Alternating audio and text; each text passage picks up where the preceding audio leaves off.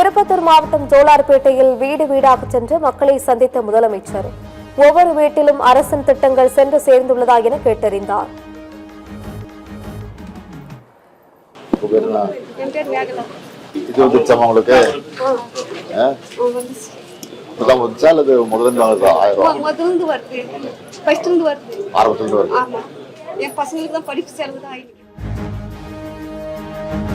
மக்களை காப்போம் தமிழகத்தை மீட்போம் சுற்றுப்பயணத்தை வரும் 21ஆம் தேதி மீண்டும் தொடங்கும் எடப்பாடி பழனிசாமி.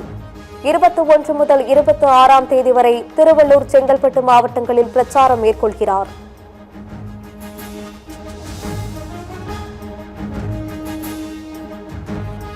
இந்திய பெருங்கடல் பகுதியில் அடுத்த 48 மணி நேரத்தில் புதிய காற்றழுத்த தாழ்வு பகுதி உருவாக வாய்ப்பு. தமிழகத்தில் இன்று முதல் 2 நாட்களுக்கு மழை பெய்யக்கூடும் என்றும் வானிலை ஆய்வு மையம் தகவல்.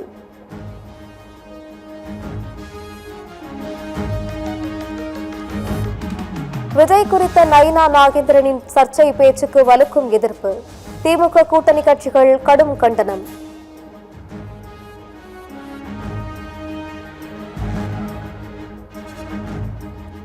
மகளிர் உரிமை தொகை திட்டத்தை தடுக்க அதிமுக, பாஜக சதி செய்வதாக செல்வ பெருந்தகை குற்றச்சாட்டு. மகளிருக்கு உதவ அதிமுக, பாஜகவுக்கு மனமில்லை எனவும் விமர்சனம்.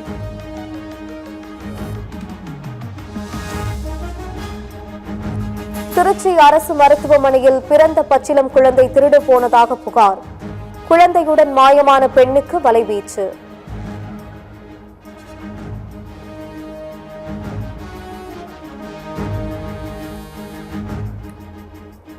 புதுச்சேரிக்கு மாநில அந்தஸ்து பெற்றுத் தருவதாக முதலமைச்சர் ரங்கசாமி ஏமாற்றி வருகிறார்.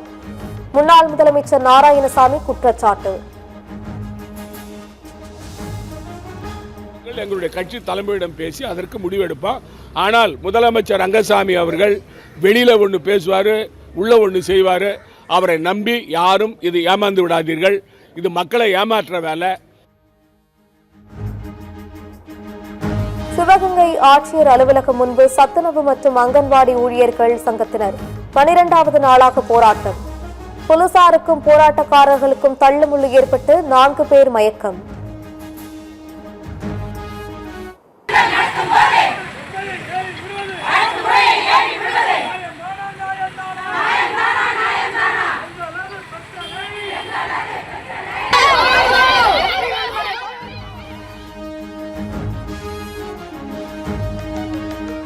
சேலம் சீலநாயக்கன்பட்டியில் தாவேக்க பிரச்சார நிகழ்ச்சியில் வடமாநில நபர் உயிரிழந்த சம்பவம். தமிழக வெற்றிக் கழகத்தின் சார்பில் இதுவரை யாரும் வந்து சந்திக்கவில்லை, ஒரு ஆறுதல் கூட தெரிவிக்கவில்லை என சூரஜின் உறவினர்கள் குற்றச்சாட்டு.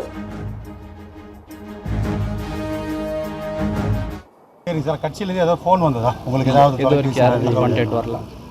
எந்த இதுவுமே வரல, நேற்று வரல. இல்ல அது ரொம்ப நாள் இருந்துச்சு. இப்போ நல்லதா இருந்தாரு, ஒன்றும் பிரச்சனை இல்லை.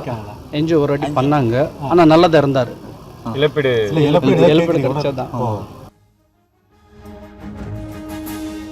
திமுக கூட்டணியில் மீண்டும் சர்ச்சையை எழுப்பும் மாணிக்கம் தாக்கூர்.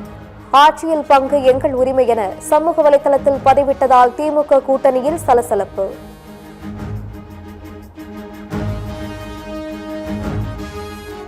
மாணிக்கம் தாக்கூருக்கு பதில் சொல்ல முடியாது, எத்தனை முறை கேட்டாலும் ஒரு பதில்தான். திமுக அமைப்பு செயலாளர் RS பாரதி திட்டவட்டம்.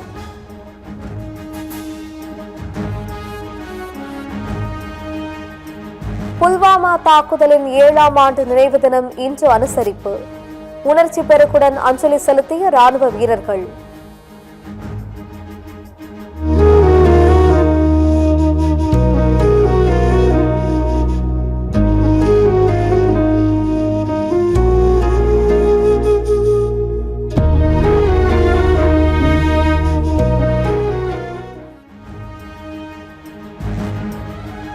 புதுச்சேரி யூனியன் பிரதேசத்திற்கான இறுதி வாக்காளர் பட்டியலை வெளியிட்டது தேர்தல் ஆணையம். மொத்தமுள்ள 9,43,111 பேரில் 4.42 லட்சம் ஆண் வாக்காளர்களும் 5 லட்சம் பெண் வாக்காளர்களும் உள்ளனர்.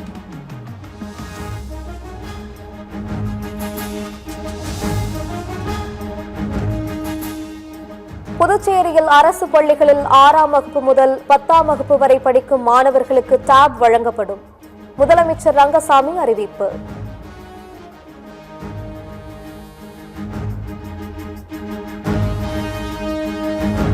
என்டிஏ கூட்டணியில் மேலும் சில கட்சிகள் இணைய வாய்ப்பு உள்ளது. 5,000 இல்லை 50,000 ரூபாய் கொடுத்தாலும் திமுக ஆட்சிக்கு வர முடியாது என்றும் டிடிவி தினகரன் பேட்டி.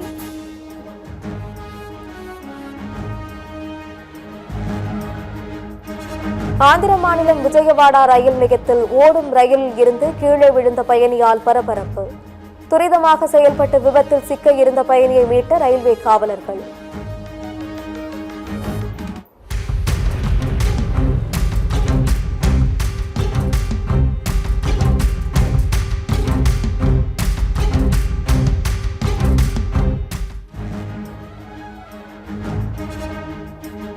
ஜம்மு காஷ்மீரில் நிலவிய கடும் பனிப்பொழிவால் 15 நாட்களுக்கு பின்னர் சுற்றுலா தலங்கள் மீண்டும் திறப்பு.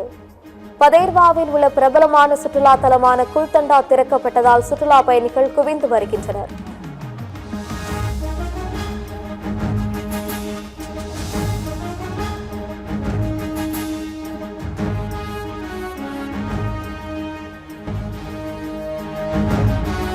மும்பையில் கட்டுமான பணியில் இருந்த மெட்ரோ பில்லர் திடீரென இடிந்து விழுந்து விபத்து.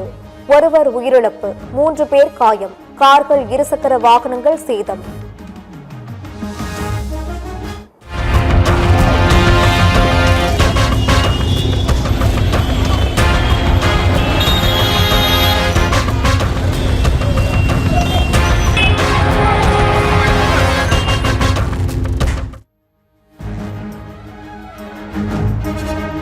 T20 உலகக்கோப்பை தொடரில் ஓமன் அணிக்கு எதிரான போட்டி. 90 ரன்கள் வித்தியாசத்தில் அயர்லாந்து வெற்றி.